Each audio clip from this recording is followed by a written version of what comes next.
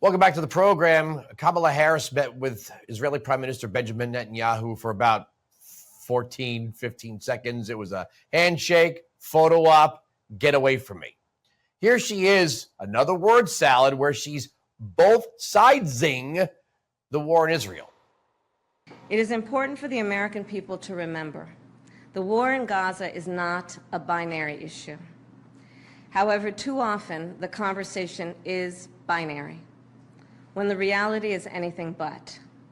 So I ask my fellow Americans to help encourage efforts to acknowledge the complexity, the nuance, and the history of the region.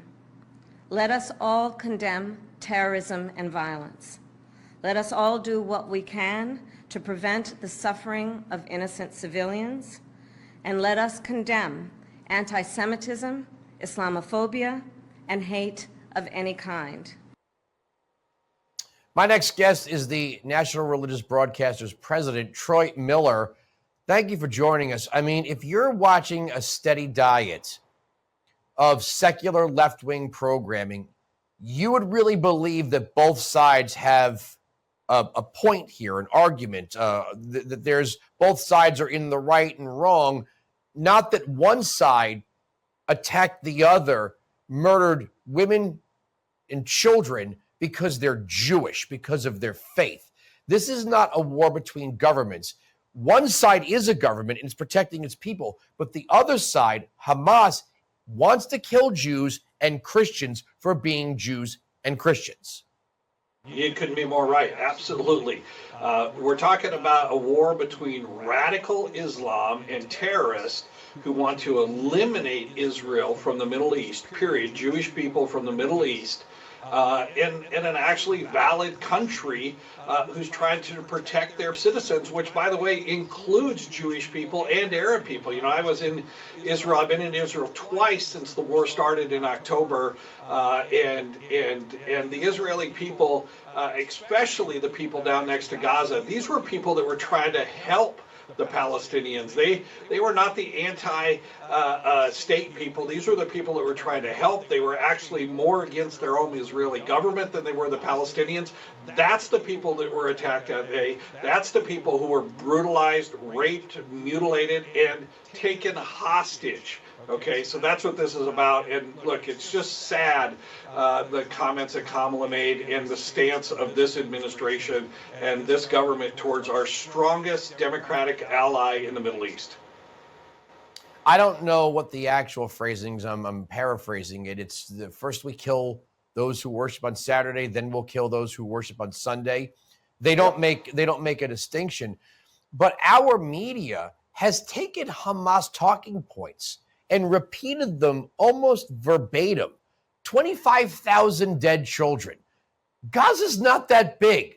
Where do you hide 25,000 dead bodies, right? It's shocking that our media doesn't even question what Hamas gives them in the form of a talking point that Benjamin Netanyahu has got, blood on his fangs. Yeah, and I think his statement in his speech to Congress really nailed it. They're useful idiots. All they are doing is parroting what comes out from Hamas and from the rest of radical Islam, and it's all funded by Iran, and your statement is right. We're going to get those who worship on Saturday and then those on Sunday. Hamas looks at Israel as the little Satan and America as the big Satan, and our media is complacent in really extending this war and emboldening not only Hamas but Hezbollah in the north and Iran as well. Look, I can't use a stronger word than it's just simply disgusting, because if they would have reported what's really going on, what really happened on October 7th, and what's going on in Gaza today, then it's Hamas who's starving their own people. It's Hamas who won't let the humanitarian aid in, and Hamas who's using them as human shields. I think this war would have come to an end a lot sooner and the hostages would be home. But they keep emboldening these protests across the country. What happened in the Capitol yesterday, and when Prime Minister spoke at the Capitol, again, just just horrendous that that happened in this country. Take down the flag and raise the Palestinian flag. Why aren't these groups labeled terrorists? And we have January 6ers locked up. It's just amazing. Our media, I understand when people do things in the public square to get attention, right? Rock stars, hip hop artists, people will do things to create controversy, to be provocative.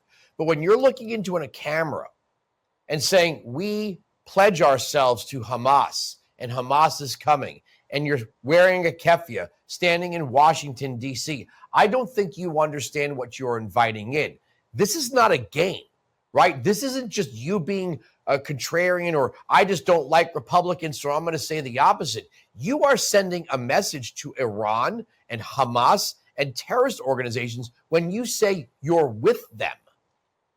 Oh, absolutely. This is far beyond supporting your leftist kind of socialist views out there that you might have been taught in college. When you start to support Hamas and Hezbollah, and like you said, in behind them all, Iran, what you're sending is a message. When you are marking up U.S. monuments with death to America and the end of America, you are radicalizing millions of people across the Middle East. You have become a propaganda arm for these terrorists. And you don't understand.